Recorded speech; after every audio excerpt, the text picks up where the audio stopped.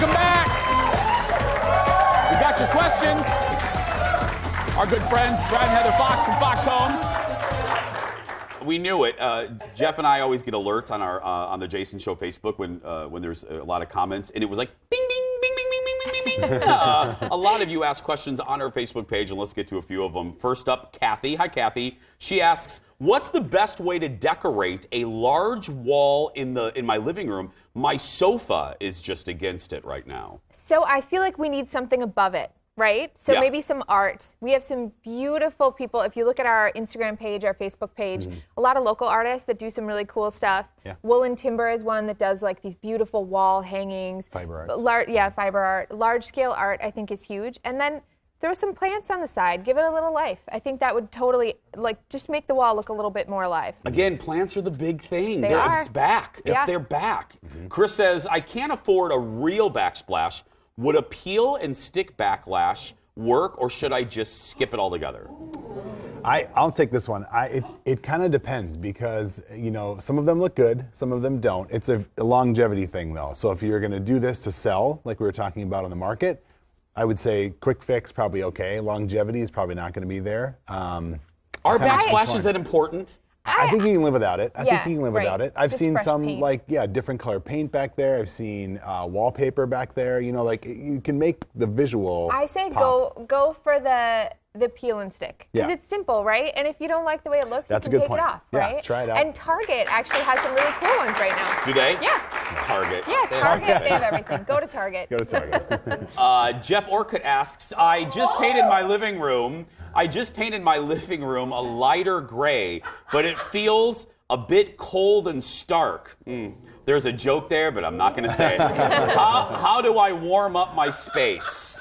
Okay, this is another one. I'm going to say plants. Plants are huge. Yep. Let's pull some in. Let's have some that maybe hang a little bit. Let's have some taller ones to bring just some different dimension. Right. And again, art. And I think fiber art to warm things up is really huge too. Fiber art, that's a good idea. Yeah, just maybe mixing it with some paintings and some photos, having just some life around the space. And I think people hear something like that, they're like, oh, it's expensive. The great thing about HGTV, it's all taught us, no matter what show you watch, it tells us you can go to Target with some family photos, turn them black and white, get an inexpensive picture frame, and make a cheap gallery wall too. Completely. Or you go take some pictures of whatever you like in Lake Minnetonka or whatever. Yeah. Absolutely. Julia's next. She asks, how do you know when a remodel could outprice your home for the neighborhood? This is a great question.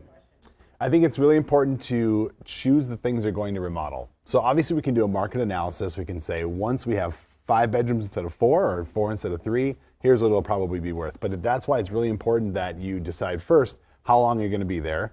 And does it matter if you're going to sell in 5 years or if you're going to be there for 20 years? Maybe if you're outpriced in your neighborhood, you're doing it for yourself. Don't worry about it so much. But I do think it's important to focus on the kitchens, the bathrooms, the square footage, the bedroom count. Those are the kind of things that are going to raise the value of your home. Can I piggyback off that for just a second? What's the biggest single mistake you see people making with kitchens? Oh, good question. That's a great question. I think Thanks. Ooh. I mean, I think that sometimes people forget about storage. Right now, aesthetic is so important, and that is important, obviously. A lot of open shelves. But open shelves are great, though. If you compensate and have a pantry, or you have lots of cabinets in other spaces. Right. But think about if you are going to sell, if you take all your uppers out and just do shelves, and you don't have anywhere else to put your cereal boxes and your macaroni. Right. I mean, You got to think about real life too. Right? You got to think practically too. But on Instagram, it would look so cool. Yeah. Very true. Pam has a question about cabinet trends. What are you seeing as far as wood? Basically, what's hot right now? Yeah. Is maple in or out? And how about black cabinets? Yeah, okay, black is huge right now. Really? Yes, Black is in. yes, Yep, black is in. Doesn't Black it accent shrink the walls. space though? It can, yeah, but I think that having parts of it to be black, so maybe all of your lowers are black and your uppers are white, or just your island is black, I think that it adds a little bit of drama to a space, which I think is cool. Yeah. As far as wood, we're seeing all wood tones, really. Like oak. Probably like natural oak, like light natural tones. Yes, white oak. White oak, And then sometimes it's like the riff sawn, where it's kind of a different cut. Okay. Maple actually is coming back too. We're seeing more and more Really? of that. But in Walnut? in a modern way. So maybe not just a flat panel cabinet, not Okay. a shaker style. Yeah. You know, no real detailing, just nice flat with some cool hardware. That feels really modern. We have one more from Sarah. Sarah wants to know, does it add value to your home to paint your trim white? Ooh. Interesting. great question. That's a great Yes. question. So it's gonna be more marketable. So because it's more marketable, it probably has more value. I mean, you went from having trim in your home to trim in your home. So technically, you're not adding anything, but you're making it more marketable. So I think the answer is yes, it would be. Buyers want to see white trim. Yes, they do. Definitely. That's More modern. Yeah. For sure. Marketable and more modern. Yep. Yeah. Brad and Heather, everybody. For more information, head to foxhome.com. And don't forget, watch Stay or Sell. Tell the neighbors, have watch parties, do whatever you have to do. Are you ready to walk into this circus? Nope. Today is a busy day at the Dieterman's house, so that roof's got to get done, decking's got to get on. Why is that door here? That's from a different project. No. We got tile going in. We've got a front porch getting done. We've got carpet delivered. Who's not here? Who's not here? That's a clip from the hit HGTV show, Stay or Sell, taped right here in the Twin Cities. The show stars are good friends who want to help you get your home ready for the spring housing market. Ladies and gentlemen, give it up for Brad and Heather Fox from Fox Homes. I was just asking you guys if you're getting recognized more in the cities, and we were discussing how nice people are in Minnesota. They don't want to bother you. Nope. Yeah. A lot of staring. Yeah. Staring and Yeah. whispering. Or if anyone ever does come over, it's always like, I'm so sorry to bother Yes! you. People are so They nice. leave with the apology and then. I know. Yes. Very Midwestern. Minnesota, we love it. I know. Okay, this is a hot subject because before we know it, boom, boom, boom, the winter season's going to be over. So let's start with choosing a realtor. Yes. Now that seems obvious, but inside that, what do you mean? Yeah. Okay. So my tip for people is always, you end up spending a lot of time with your realtor. Find someone you like. Yeah. Obviously, they have to be knowledgeable. They have to have experience. There's a list of other things that are maybe a little bit more obvious, but I truly think finding someone that you like and want to spend time with is important. Yeah. I mean, Yeah. it seems Right. obvious, but make sure you have a, Yeah, there's some personalities out there. You want to make sure they line up. And I Yeah. think the other thing is marketing. Huge. Like professional photos, professional video, all of our listings, we just order them right away. Just because you have to. You have to do video now. They have to have a good social media presence. It's so important for them to be online and active. Let's talk. You mentioned photos in the next tip.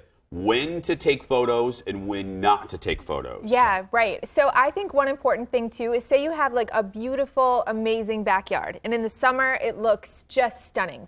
Well, our busy market is in the spring, and unfortunately there's still snow on the ground Yeah. for part of that, right? Like now. So yeah. So if you do have that beautiful backyard that you put so much time and money into, have photos taken of it if Yeah. you know you're going to be listing. Yeah. It's really worth it. Do it in the summer. Some of the front yard too. I think it really does help. Because especially if you have a gray house, Yeah. if you have a neutral house and Right. it's a gray against snow, against Right. white, against dead trees, Yeah. it's Yeah. like, looks like the Munster house. Yeah, I'm just saying. Great. Yeah. Yeah.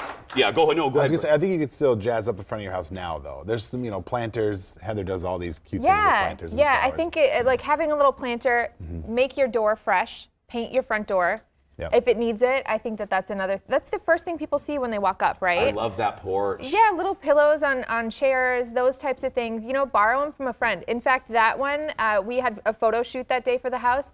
We asked the neighbors if we could borrow their planter for photos. I we just went and got the it. Target price tag is still left on that Yeah. one. I love that. Love that, Heather. Love that. I know I that missed price. that. I didn't know that price tag from anywhere. That's right. Okay, declutter even your closets. That's interesting. Yep. Yeah. You don't want to come off like you're bursting at the seams. Right? Yeah. Like they don't want to walk in thinking you're already outgrowing that house. Right. Or exactly. a special guest star on hoarders. Right, Yeah, yeah. yeah. Yeah. Yeah, so I think closets are important because, right, that's why a lot of people actually choose to move, is because they're running out of space, right? So if they open up the pantry, they open up kitchen cabinets, they open up closet doors, and they see that you have an abundance of space, that's a huge thing, right? That's a big selling point. Like at least half the stuff. Just get half the stuff out. Paint.